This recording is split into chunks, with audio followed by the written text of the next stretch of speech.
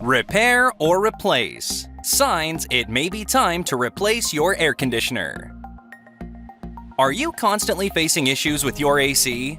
While repairs can solve minor issues, sometimes it's more cost-effective to invest in a new AC.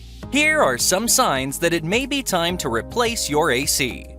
If your AC is requiring multiple repairs within a short period, it could be a sign of underlying issues. As air conditioners age, their efficiency declines. If your AC is more than 10 to 15 years old, it may be time for a replacement. If your AC struggles to cool your home adequately, even after repairs and maintenance, it may be unable to keep up with your cooling needs.